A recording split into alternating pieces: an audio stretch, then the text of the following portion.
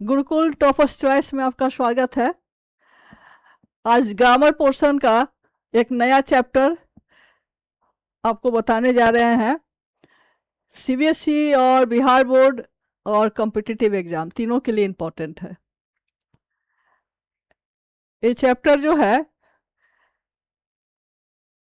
Analysis chapter से आता है और इसमें क्लॉज के बारे में बताया गया है कि क्लॉज किसे कहते हैं, फिर क्लॉज का क्या क्लासिफिकेशन है and how you identify the nature of clause.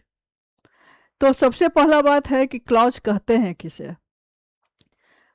Clause जो वर्ड है वो एक शब्दों के समूह को हम कह सकते हैं जिसमें एक सब्जेक्ट है और फिनिट वर्ब होना जरूरी है।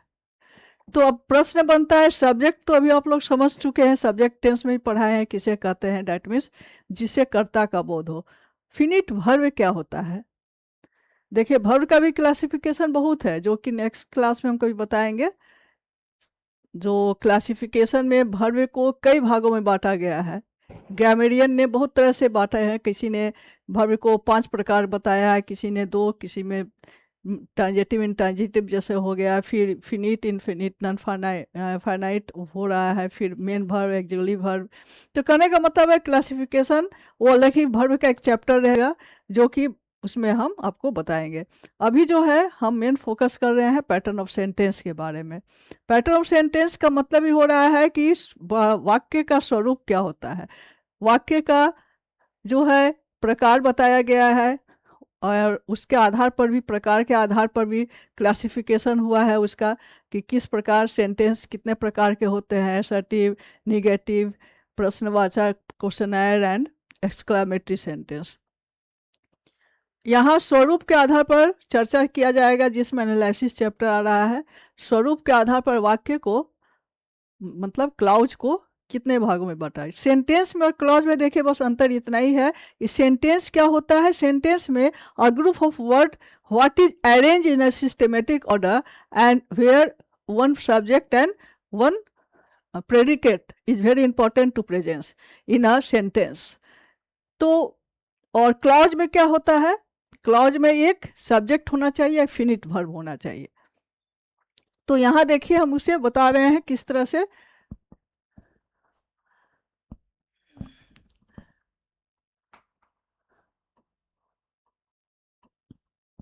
क्लॉज के लिए 2 चीज चाहिए, क्या है? एक सब्जेक्ट की आवश्यकता है और प्लस क्या होना चाहिए, फिनिट वर्ब। अब प्रश्न बनता है, इसे तो हम जान रहे हैं, सब्जेक्ट क्या है, कर्ता को कहते हैं। फिनिट वर्ब किसे कहते हैं? तो इसे हम जैसे सब्जेक्ट के अनुसार जो वर्ब जो है अपना रूप बदल लेता है उसे हम लोग फिनिट वर्ब कहते हैं। बहुत आसान है। जैसे मतलब सब्जेक्ट अगर आई है तो यहाँ क्या होगा, इट होगा। इसके अनुसार जो है सब्जेक्ट बदल रहा है, वर्ब बदल रहा है। उसी तरह ही है तो ही क्या है, इट्स हो जाएगा। समझ रहे हैं? तो यहाँ जो है इसे हम क्या कहेंगे, फिनिट वर्ब। तो क्या कहा गया है क्लाउज में, presence of subject and present of finite verb is called clause. अब जो है इसमें वर्ब जो है सब्जेक्ट के अनुसार अपना चेंज करता है, सीमित रहता है। दैट मीन्स ये इसका इसका पोजीशन क्या है, इससे कंट्रोल हो रहा है वर्ब।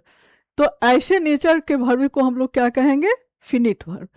अब जो है यहाँ क्लॉज को बताया गया कि क्लॉज कितने प्रकार के बताया गया। क्लॉज का क्लासिफिकेशन क्या है, क्लॉज को हम लोग क्या कहे हैं कि क्लॉज मतलब ही है एक सब्जेक्ट और फिनिट वर्ब होना चाहिए। अब यहाँ क्लॉज में 4 प्रकार का बताया गया है clause. Simple clause,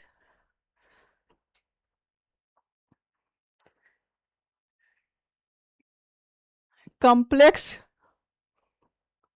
clause, compound clause और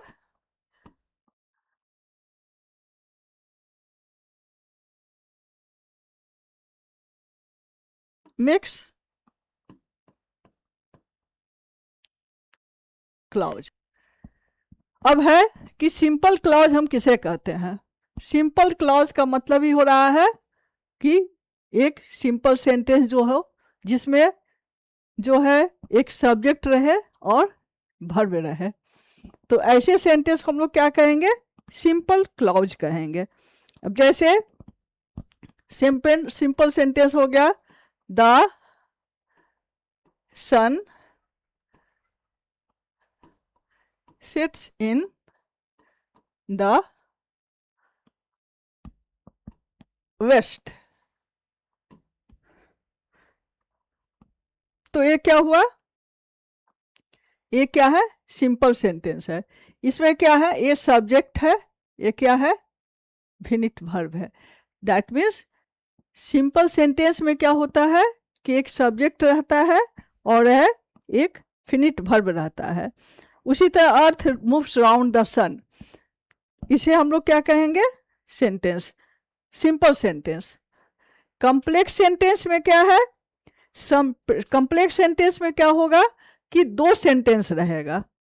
दो सेंटेंस का मतलब जैसे शी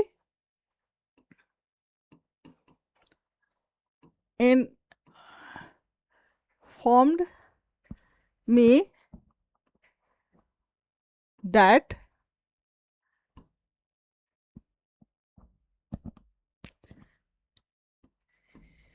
she would be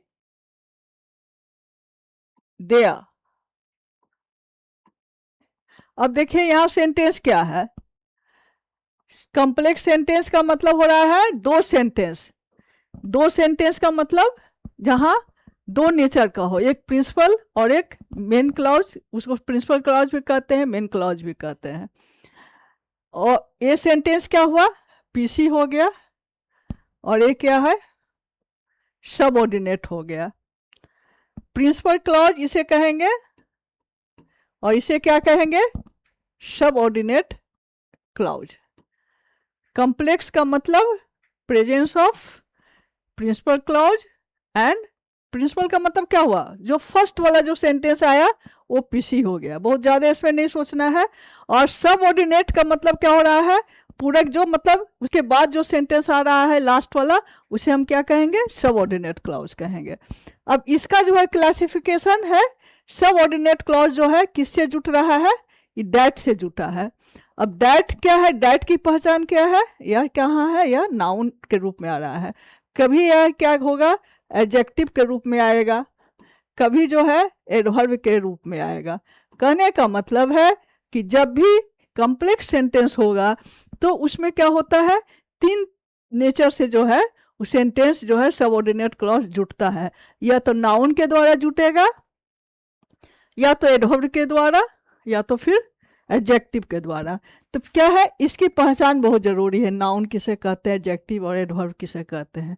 तो इसका एक हम लिस्ट बनाएंगे, आपको बता देंगे, जिससे आप आसानी से आइडेंटिफाई कर सकते हैं। और किस तरह से सेंटेंस जो है, बस आज का इतना इंट्रोडक्शन है कि कॉम्प्लेक्स सेंटेंस किसे कहते हैं, इस पर आप फोकस कीजिए। नेक्स्ट क्लास में फिर इसको डिटेल में और बताएंगे। यहाँ जो है कंपाउंड सेंटेंस की बात आ रही, इसका भी थोड़ा इंट्रोडक्शन हम दे देना चाहते हैं।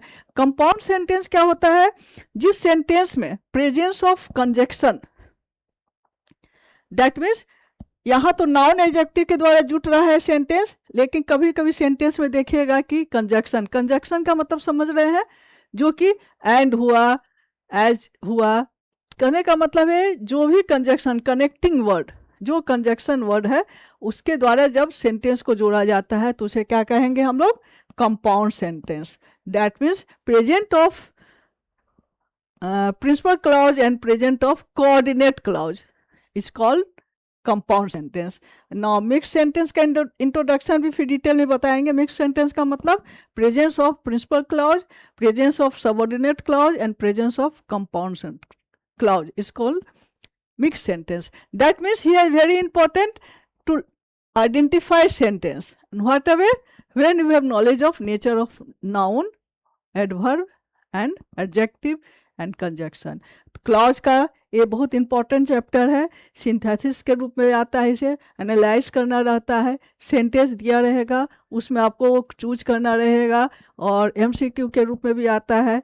जैसे भी आए आपको चैप्टर जो क्लियर कर देंगे, और इसमें आपको किसी तरह का कोई दिक्कत नहीं होगा, बहुत इजी चैप्टर है। तो हम नेक्स्ट क्लास में इसका डिटेलिंग हम कॉम्प्लेक्स का बताएंगे कि किस तरह से नाउन, एडजेक्टिव और एडवर्ब के द्वारा सेंटेंस फॉर्म होता है। आज का बस इतना ही। Thank you for watching me.